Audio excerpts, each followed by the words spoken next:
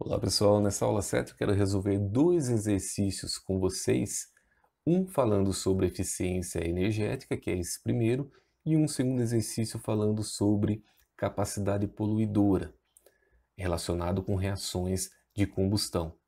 Então, esse primeiro exercício eu já me antecipei e já coloquei aqui a definição dessa propriedade, eficiência energética. Como é que a gente faz para calculá-la? Basta pegar a energia liberada por uma reação de combustão completa e dividir pela massa total do combustível queimada, que resultou nessa liberação de energia. Então, em outras palavras, olha aqui, ó, eficiência energética vai ser igual à energia total que vai ser liberada na queima completa de um combustível, dividido pela massa que foi queimada.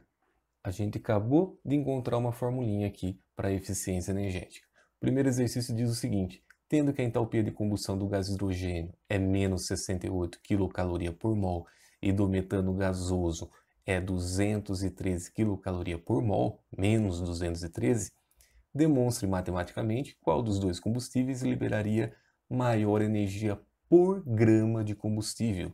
Ele dá as massas molares, o enunciado, do gás hidrogênio vale 2 e do metano vale 16. Então vamos organizar aqui esses dados fornecidos pelo enunciado.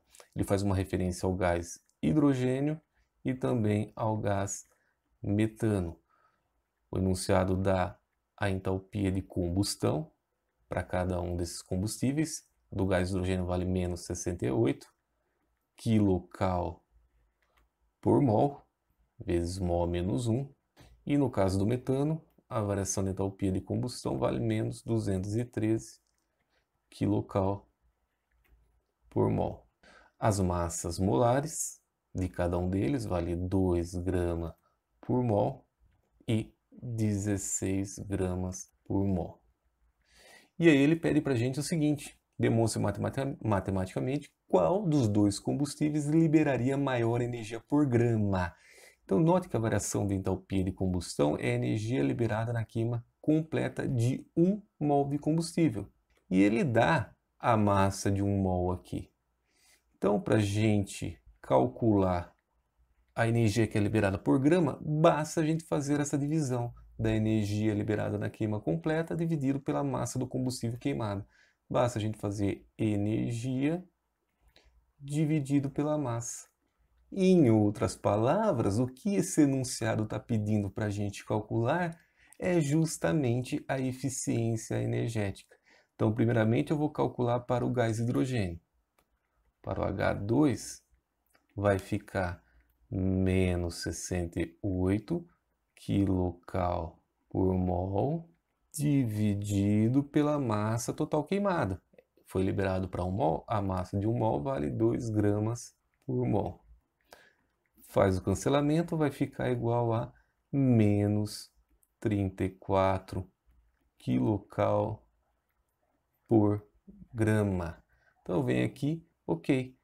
A energia liberada na queima de 1 grama de gás hidrogênio vale menos 34 kcal por grama. Fazendo a mesma coisa para o metano, vai ficar menos 213 kcal vezes mol a menos 1, dividido pela massa total queimada. Foi queimado 1 mol, a massa de 1 mol vale 16 gramas vezes mol a menos 1. Corta, corta, vai ficar igual a aproximadamente menos 13,3 kcal por grama. Basta vir aqui e colocar menos 13,3 kcal por grama. E aí ele fala: qual dos combustíveis liberaria maior energia por grama? Olha lá, ó, o H2. O H2 é o que liberaria maior quantidade de energia por grama. Enquanto o H2 liberou menos 34 kcal por grama desse combustível queimada, o metano liberaria menos 3,3 kcal, bem menos. Então, observe o seguinte aqui. O que eu quero falar para vocês é que, ao calcular a eficiência energética, o que a gente faz é uma normalização. Como a energia que está sendo liberada numa reação de combustão depende da quantidade de combustível que está sendo queimada, para a gente comparar energeticamente dois combustíveis, a gente tem que tirar essa dependência da quantidade de combustível que está sendo usado. E quando a gente divide pela massa total de combustível queimado, a gente faz justamente isso. A gente tira a dependência da massa total do combustível. A gente fixa, beleza, fazendo a normalização, fazendo a divisão pela massa total, a gente fixa a quantidade. A gente obtém a energia liberada para 1 grama para todos os combustíveis. Nesse caso, foram só 2 combustíveis. Com isso, a gente consegue fazer uma comparação adequada. A gente viu nesse caso que o gás hidrogênio é mais eficiente porque ele libera mais energia por grama de combustível queimado. Falando agora sobre capacidade poluidora, eu peguei esse exercício da UERJ de 2018, bem interessante, dá para a gente aprender com a resolução desse exercício. A UERJ é a Universidade Estadual do Rio de Janeiro. Eu já me antecipei e peguei um trecho desse enunciado. Ele fala o seguinte aqui, ó. O que é capacidade poluidora? Como é que a gente faz para calcular essa propriedade? Basta a gente pegar a energia total liberada na queima completa de um combustível e dividir pela quantidade de CO2 formada. Então perceba a diferença em relação à eficiência energética que a gente viu anteriormente. A capacidade poluidora, assim como no caso da eficiência energética, a gente precisa obter a energia total liberada. Então a gente vai ter que ter o valor da energia total liberada na queima completa do combustível.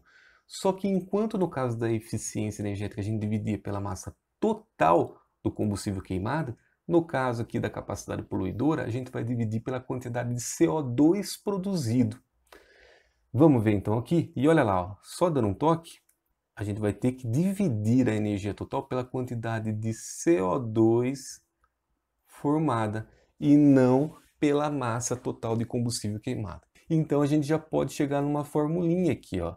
A gente vai ainda trabalhar com a energia total liberada, só que agora, ao invés de dividir pela massa total do combustível, a gente vai dividir pela quantidade de CO2. Mas quantidade, que quantidade? Em volume, em massa ou em mol? Bom, pode ser qualquer uma delas, volume, massa ou mol. A definição não faz nenhuma especificação. Eu, por facilidade, vou optar por fazer a divisão por mol. E depois vocês vão ver que é bem mais fácil realmente. Então, eu vou dividir pela quantidade em mol de CO2. Tá? Então, aqui ó, é a quantidade em mol, por facilidade. Vamos ler então o que diz esse exercício. A capacidade poluidora de um hidrocarboneto usado como combustível é determinada pela razão entre a energia liberada e a quantidade de CO2 formada em sua combustão completa. Quanto maior for a razão, menor a capacidade poluidora. A tabela abaixo apresenta a entalpia padrão de combustão de 4 hidrocarbonetos. A partir da tabela, o hidrocarboneto com a menor capacidade poluidora é... Então vamos lá. Ele pergunta qual tem a menor capacidade poluidora. Então vamos calcular a capacidade poluidora para cada um deles. Para a gente fazer isso, a gente vai precisar da energia total liberada na queima completa desse combustível e a gente vai ter que dividir pela quantidade de CO2 produzida. A energia liberada na queima completa a gente tem para cada um deles, mas e a quantidade de CO2 produzida na queima completa desses combustíveis? A gente vai ter que encontrar obtendo a equação química de combustão completa para cada um desses hidrocarbonetos. Para isso, a gente precisa saber a fórmula molecular de cada um deles. No caso do octano, oct, C8, e aí você poderia escrever a fórmula estrutural para cada um deles. Eu, por facilidade, vou fazer o seguinte, ó. Eu sei que a fórmula geral dos alcanos, olha lá, ó, octano, hexano, pentano. A parte central do nome indica a classe de hidrocarboneto que ele pertence. Eles pertencem aos alcanos. E eu sei que a fórmula geral dos alcanos é essa, ó.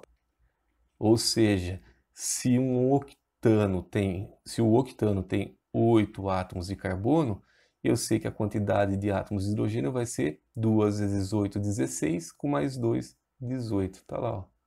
Consigo obter a fórmula dele sem escrever a fórmula estrutural. Hexano, X, 6 átomos de carbono. Quantos hidrogênios vai ter na sua fórmula molecular? 2 vezes 6, 12, com mais 2, 14. O pentano, que também é um alcano, vai ficar pente, 5, 2 vezes 5, 10, com 2, 12. E o benzeno, a gente tem que lembrar que ele é formado por 6 átomos de carbono, formando um hexágono. E em cada átomo de carbono tem um hidrogênio, logo vai dar 6 átomos de hidrogênio. Feito isso, a gente teria que fazer o equacionamento para cada um deles. Ficaria, no caso da queima completa do octano, ficaria C8H18 mais O2, formando queima completa leva à formação de CO2 mais água. E aí nota o seguinte, ó. Fazendo o balanceamento, do lado dos reagentes tem 8 átomos de carbono, fornecidos pelo octano. Do lado dos produtos tem que ter 8 átomos de carbono também. Só que o problema é o seguinte, o CO2, cada fórmula só fornece um carbono. Então a gente precisa de 8 fórmulas de dióxido de carbono. Então notem que a quantidade de carbonos no hidrocarboneto vai fornecer a quantidade em mol de CO2 produzido para todos os casos. Então basta a gente vir aqui e fazer o seguinte, a gente quer calcular a energia dividido pela quantidade em mol, o octano tem 8 carbonos, então basta dividir por 8. O hexano tem 6 carbonos, basta dividir por 6. O benzeno tem 6 carbonos, basta dividir por 6. O pentano tem 5 carbonos, basta dividir por 5. Se a gente fizer essa continha, a gente vai obter os seguintes resultados. Menos 68, ou menos significando que está sendo liberada essa energia, já que é uma queima. Menos 690, menos 545 e menos 702. Tá aqui.